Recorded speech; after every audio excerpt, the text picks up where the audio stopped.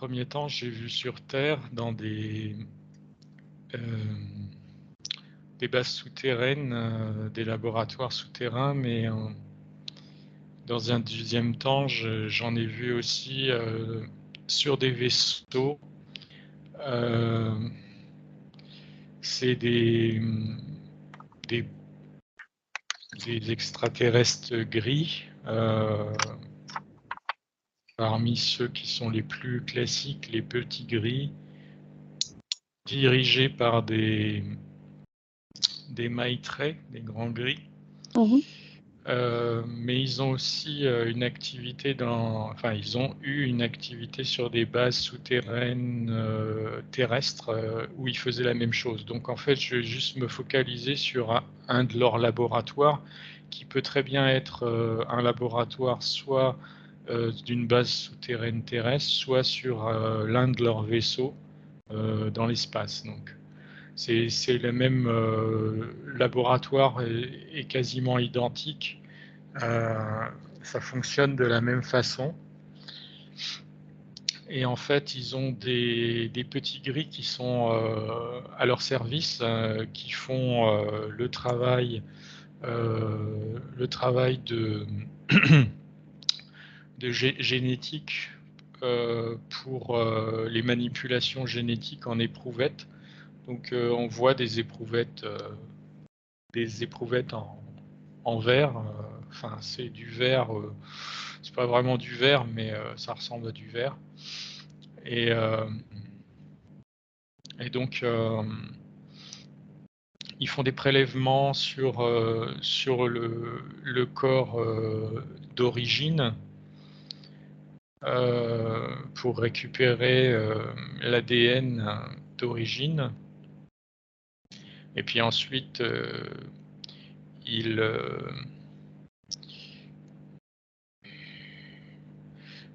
font de la reproduction cellulaire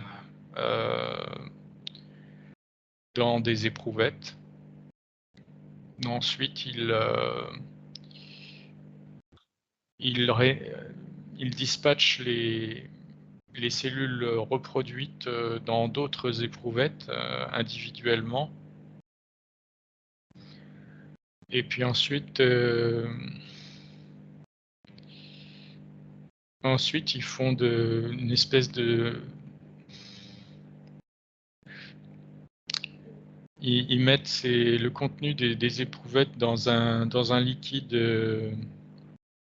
un peu comme un liquide amniotique.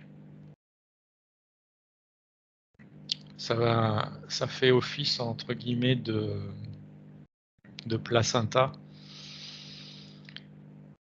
Et dans cette espèce de liquide amniotique, ils vont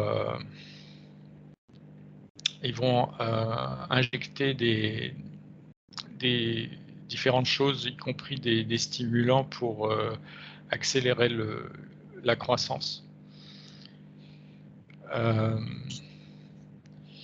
Et l'embryon va se développer extrêmement rapidement. Mhm. Au bout de 3 semaines, en fait, il est presque à terme comme un bébé de 9 mois, de 9 mois de grossesse, un fœtus de 9 mois de grossesse. Et au bout de 3 semaines, il est déjà à ce stade-là à peu près. Et puis la maturité est très rapide.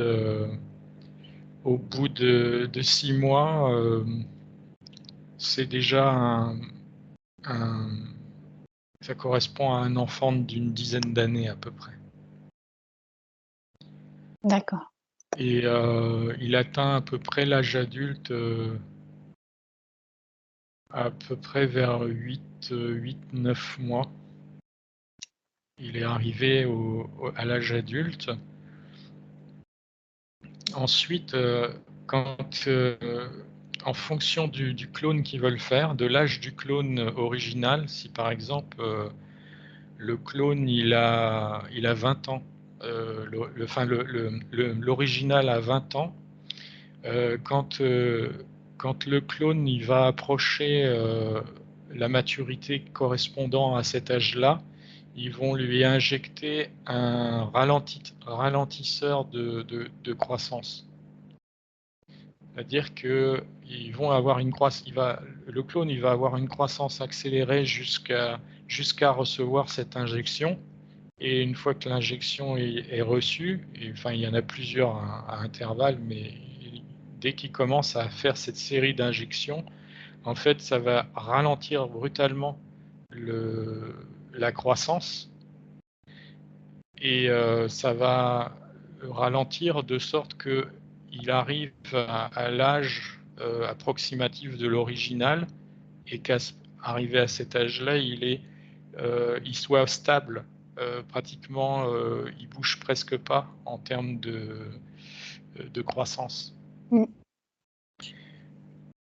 Et comme tout ce processus, il est complètement artificiel, en fait, il y a un retour comme un effet karmique, parce que tout ça, c'est contre nature, ce processus. Il y a une espèce de retour karmique qui fait que le clone, une fois qu'il a atteint sa maturité, qu'ils ont donné ses injections pour arrêter sa croissance, en fait, il va se dégrader assez vite. C'est comme si il vieillissait en accéléré, mais pas en termes de Physique. croissance physique, mais au niveau génétique, c'est comme si il grillait son espérance de vie à la vitesse grand V, et qu'en fait, au bout d'environ 2 ans, 3 ans, il va avoir des déficiences comme s'il était déjà très âgé. En fait, il va y avoir des choses qui vont commencer à dysfonctionner, comme s'il avait 90 ans, quoi. Alors que il peut avoir officiellement que très peu d'années d'existence. Mm-hmm. Ok. Et je pense que tu as répondu à ma question parce que c'était est-ce que c'est sain de faire ça? Bah, pas vraiment parce que c'est contre nature. Ça C'est va. contre nature, oui. Mm, C'est de la manipulation génétique complète. Et en fait, comme ça respecte pas, c'est pas guidé par la force de vie de la source, mm. c'est dysfonctionnel. Il y a forcément des choses qui sont dysfonctionnelles, et ça finit par se manifester dans ces dysfonctionnements justement de santé du clone au bout de 3 ans. Ok, donc il n'y a pas de connexion à la source de toute façon pour lui. Enfin, pour eux. En fait, ils ont des technologies pour attraper l'âme, l'extraire d'un corps physique, et puis de l'enfermer dans un espèce de système qui bloque l'âme, qui l'enferme, si on veut. Ouais. Et en fait, ils peuvent l'injecter dans un clone s'ils veulent le faire, mais en général, ils n'ont pas besoin, parce que ça apporte rien d'injecter une âme dans un clone, sauf pour une raison vraiment spécifique. Mais la plupart de ces clones-là, en fait, ce sont des portails organiques. Mm. C'est-à-dire que ils vont capter un portail organique et le mettre à l'intérieur.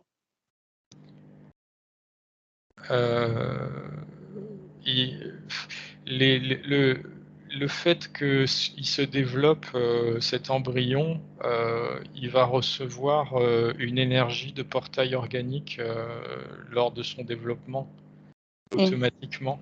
Oui. Mais Oui, ça se fait tout seul. Pas besoin ça se de fait tout seul. technologie. Oui. Mm. Non, là, ça C'est se une fait tout seul. résonance.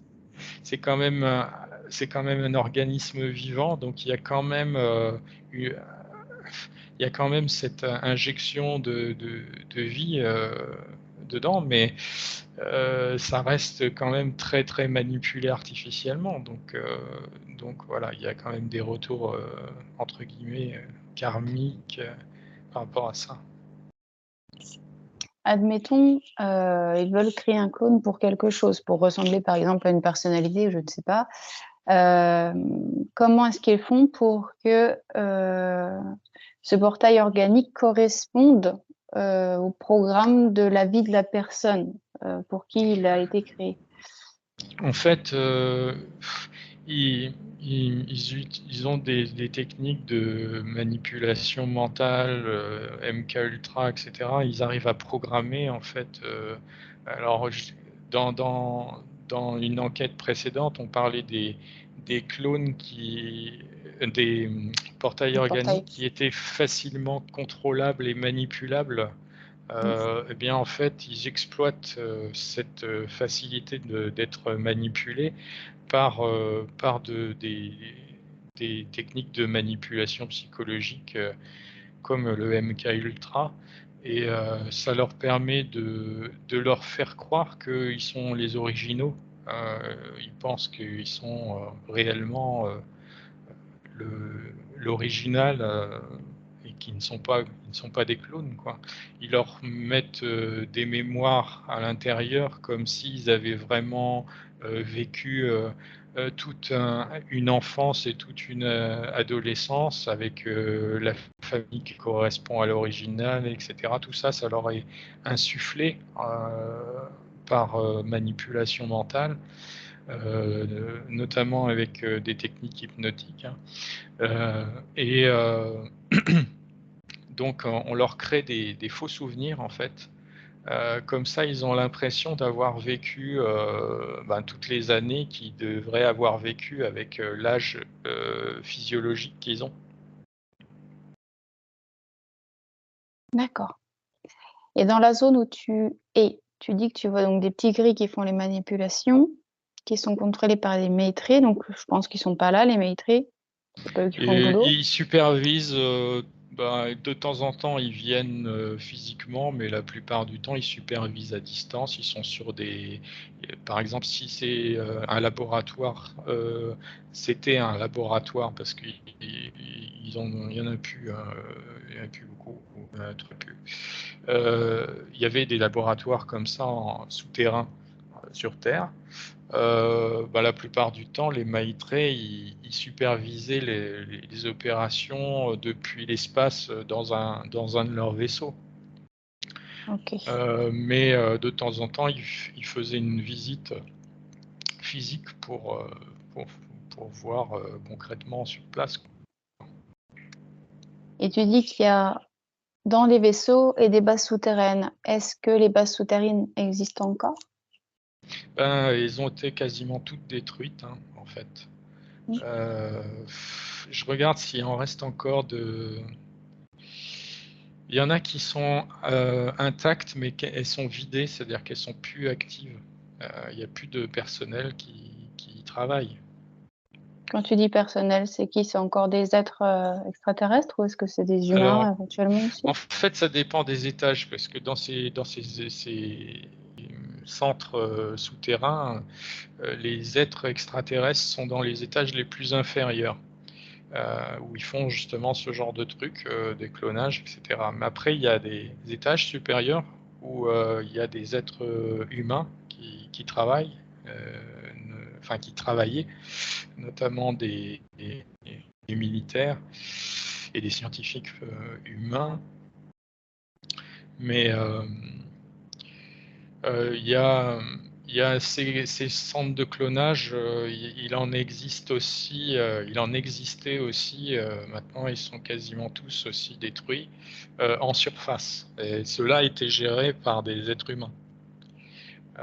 En général, c'était planqué à travers des zones industrielles ou en pleine campagne, dans des zones inaccessibles ou très peu, voilà, pour qu'ils puissent avoir euh, sous la main des clones qui puissent très très facilement avoir à disposition en cas d'urgence, par exemple. Ils ont besoin d'un clone absolument immédiatement en un quart d'heure. Il faut qu'ils aient le clone sous la main, donc ils peuvent avoir l'accès rapidement puisqu'il est disponible, quoi. Mais les centres principaux de clonage où ils font vraiment de la grosse quantité, on va dire, c'était plutôt les centres en sous-sol ou alors les centres dans des vaisseaux spatiaux. Tous ces En centres fait, qui sont... je vais préciser parce qu'en fait, ce que je vois, c'est que ce qui est en surface, c'était pas trop des centres de clonage, c'était plutôt des centres de stockage de clones, en fait. C'est-à-dire que c'était pour les mettre à disposition rapidement. Ils étaient entretenus, mais ils n'étaient pas vraiment fabriqués à cet endroit-là. La fabrication, c'était plutôt en sous-sol ou alors dans des vaisseaux. C'est ça que je vois en fait. En regardant plus précisément les endroits, c'était plutôt des dépôts en fait, des dépôts de clones qui avaient été fabriqués en sous-sol. Et de quelle manière ils les stockent? Ben, ils ont des espèces de... comment dire? C'est comme des nacelles, médicales. C'est un peu comme des trucs d'hibernation en fait. Ils sont dans il y a une espèce de glas de verre. Des cuves, en fait, un petit peu. Ouais, il y a un liquide dedans. Alors c'est pas vraiment du liquide amniotique, mais ça c'est un liquide qui nourrit quand même. Et puis il y a un système de respiration artificiel et tout. Le clone il est comme s'il était en hibernation. Et puis ils peuvent le réveiller entre guillemets et puis l'activer en fait. Et puis ensuite bah, ils s'en servent quoi. Ceux qui travaillent dans ces centres, est-ce que ce sont tous des humains ou est-ce qu'il y a d'autres, peut-être des extraterrestres? Bah, essentiellement, dans ces dépôts-là qui sont en surface, c'est surtout des humains. Ils sont en contact avec quoi? Des gouvernements ou des sociétés secrètes? Comment ça se passe? Les deux, les deux. Ils sont en contact. Donc, ce sont surtout des scientifiques, hein, pour la plupart, des laborantins, enfin voilà. Et ils sont sous la dépendance ben de réseaux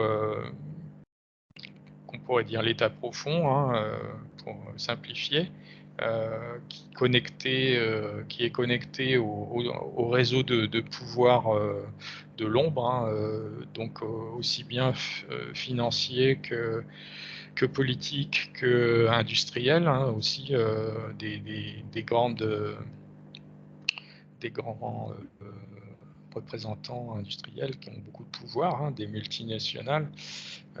Donc c'est des fois ils sont masqués sous forme de filiales d'une multinationale avec un nom que personne ne connaît et puis ça leur permet d'avoir un statut officiel et en même temps d'être de passer inaperçu complètement. Donc bien sûr, quand c'est des filiales comme ça, ce sont des filiales de multinationales qui font partie de cet état profond, hein, dont je ne citerai pas de nom. Ok. Est-ce que tu peux regarder pour ces êtres, ces clones, on parlait un petit peu d'état de veille, un petit peu comme s'ils étaient en stase. Est-ce qu'ils sont forcément dans des sortes de cuves ou est-ce qu'il y a d'autres moyens de les «conserver» entre guillemets? J'en vois pas d'autres en fait. Je vois qu'en fait c'est une procédure standardisée Mhm. où ils les font maturer et puis c'est pas exactement le même liquide qui sert pour la maturation et celui pour le stockage.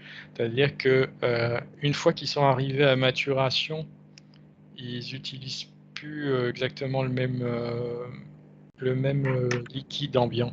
Mais sinon, comment dire, le récipient entre guillemets qui les contient, c'est à peu près le même, hein, je pense. Ce que je vois. Ok. Alors, ça m'est déjà arrivé de tomber sur des vidéos où ils sont sur, par exemple, des lits comme s'ils somnolaient, comme s'ils étaient en état de veille. Est-ce que... Ouais. Ce que je vois, c'est que tant qu'ils sont en phase de dépôt, mais qu'ils ne sont pas utilisés, ils sont vraiment en attente. Ils sont pareil en stature verticale plutôt. Et puis, dès qu'ils vont se mettre à le réveiller, ils vont le positionner position horizontale. Et puis, ils vont commencer à injecter un certain nombre de choses pour l'activer. Euh, et puis, ils vont aussi donner des stimulations électromagnétiques avec des électrodes au niveau du cerveau pour, euh, pour l'activer.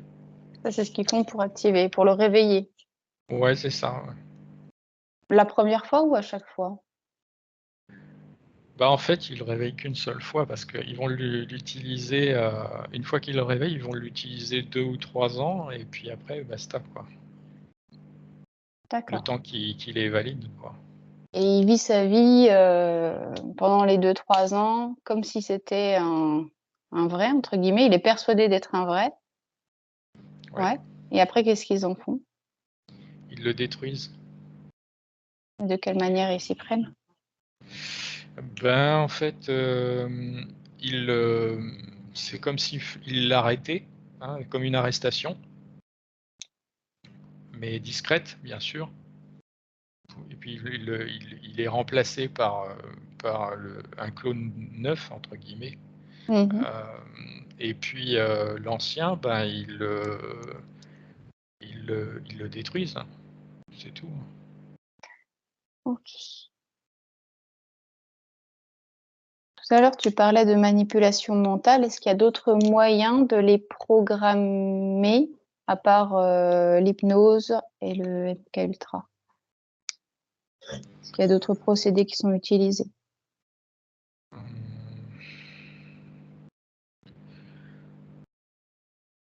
Il y a de la manipulation génétique aussi. Euh, C'est-à-dire C'est-à-dire que dans le gène, on a l'épigénome, on a des parties du génome qui peuvent être désactivées ou activées. Mhm. Comme ils manipulent parfaitement tout ce qui est génétique, ils sont capables d'activer ou de désactiver des parties du génome. Et donc en fonction de ça, ben, ils vont pouvoir manipuler d'une certaine façon notamment aussi des aspects comportementaux du clone. D'accord. Ok. Et qui est-ce qui est principalement la cible de ce clonage? Est-ce que ce sont que des personnalités publiques ou est-ce qu'il y a d'autres Ouais, personnes, d'autres espèces, d'autres... c'est beaucoup des membres de l'État profond qui ont une importance, enfin qu'avaient, parce que je parle beaucoup passé, parce que c'est vraiment en train de s'arrêter tout ça, mais qui avaient beaucoup d'importance. Donc, soit par exemple un président des États-Unis ou un chef d'une multinationale importante pour eux, ou bien un banquier, quelqu'un qui a des réseaux financiers très très importants, ou un milliardaire qui est très important pour eux, que des personnes nagent qui ont des postes de pouvoir importants pour leur réseau de pouvoir qu'ils avaient. Mmh. C'est pratiquement que ça. C'est-à-dire qu'en fait, ça leur permettait si dans cette guerre avec la lumière, hein, ils avaient des pions qui leur étaient supprimés par cette guerre, eh ben, ils pouvaient remplacer les pions immédiatement, comme si de rien n'était. Mmh. C'est un peu ça. Et est-ce que tous les personnages, entre guillemets, «d'origine» sont au courant de ça? Est-ce que ça vient de leur volonté ou est-ce que c'est fait contre leur gré? Euh, la plupart, ils sont au courant. Ils étaient au courant. Ils savaient très bien aussi que, par exemple, s'ils allaient par exemple, en déplacement dans une zone qui était potentiellement dangereuse où ils risquaient d'être arrêtés par, par les White Hats, l'armée qui lutte contre l'état profond, s'ils pensaient qu'ils allaient dans une situation un peu risquée, ben, ils préféraient envoyer un clone à la place, par Mmh. exemple. Souvent, ils sont au courant. Et ils savent qu'ils ont des clones d'eux-mêmes et ils s'en servent souvent. Ils s'en sont servis souvent. Et pour obtenir un clone, est-ce qu'ils doivent donner une certaine contrepartie? Ben, déjà, en fait, le simple fait qu'ils fassent partie de l'état profond, ils sont tellement déjà compromis et engagés, y compris par des rituels satanistes, etc. Donc, en fait, ils sont complètement aux ordres et donc ils ont déjà entre guillemets, ils sont tellement déjà engagés qu'ils peuvent pas tellement plus s'engager en fait. Ils peuvent pas reculer en Ça fait fait. Ils partie sont du processus complètement. presque, hein. Ouais, Mmh. voilà, Mmh. ça Mmh. fait partie du système dans lequel ils sont complètement immergés. Enfin, ils Mmh. étaient parce que je parle vraiment. Il y en a plus beaucoup. Hein, la plupart, c'est plus les vrais quoi. Donc, D'accord. Est-ce que tu as d'autres choses à dire sur le sujet? alors, Je demander. oui. Alors, là, en fait, j'ai une source pléadienne qui vient me parler de ça, pour me dire que bah, tout ce qui a été dit là, dans, dans cette quête, c'est toute l'exploitation, on va dire, de l'ombre des clones. C'est-à-dire Mmh. toutes les exploitations, entre guillemets, tordues, hein, mal intentionnées. Mais il me dit qu'en fait, on peut exploiter le clonage dans un objectif positif et que ça peut être utilisé de façon positive dans certains cas. Mmh. Euh, il dit qu'il faut que ça soit super bien encadré sur le plan éthique parce que ça peut dérailler sur le plan éthique très facilement, mais que ça peut être des technologies qui peuvent être exploitées positivement. Euh, Pas forcément pour créer un organisme complet, mais par exemple pour cloner des organes. Euh, Dans certains cas, en fait, le clonage peut Mmh. quand même être quelque chose de positif, ou ça peut être aussi pour cloner des cellules de peau euh, pour pouvoir remplacer, même si il dit qu'avec les technologies MedBed, il y a des applications du clonage positif qui deviennent obsolètes un peu. Mais il y a quand même Mmh. des cas où le clonage peut être utile Intéressant. Mmh. positivement, on va dire. Ouais. OK.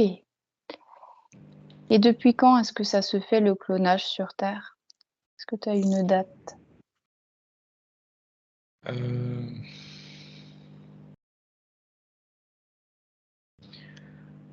En fait, c'est très ancien parce que quand les reptiliens sont arrivés sur la Terre, ils avaient déjà ces technologies avec eux. Mmh. Et donc en fait, Mmh. ça date de l'arrivée des reptiliens sur Terre, en fait. C'est-à-dire, ce que j'ai, c'est entre 200 000 et 300 000 ans avant Jésus-Christ, comme ça. Et quand est-ce que c'est arrivé entre les mains des humains, entre guillemets? Alors, entre les mains des humains, beaucoup plus tard. Euh, C'est les humains qu'ils ont réussi par eux-mêmes à créer cela, ou du moins redécouvrir cela, ou est-ce que ça a été transmis comme information d'espèce à espèce? Ça a été transmis. Euh, Ce que je regarde, c'est si en Atlantide, il y avait, ouais, il y avait cette technologie accessible. En Atlantide, c'était pas trop utilisé, mais en Atlantide, c'était déjà accessible aux êtres humains. Mais en fait, c'était importé de technologies extraterrestres pléiadiennes, justement. Donc en Atlantide, les êtres humains avaient déjà accès à ça. Et d'ailleurs, ils avaient accès à beaucoup d'autres manipulations génétiques. C'est pour ça qu'ils avaient créé un peu des êtres hybrides entre l'homme et l'animal, comme les centaures, etc. Mais ils ont fait un peu n'importe quoi. Il y a une partie des Atlantes qui Mmh ont mh. joué un peu avec le feu là, sur le plan génétique. Donc ils ont fait des clones, mais ils ont fait aussi d'autres trucs. Et puis Mmh. ils n'ont pas tous été dans un cadre très éthique par moment. Donc voilà. Mmh. Oui.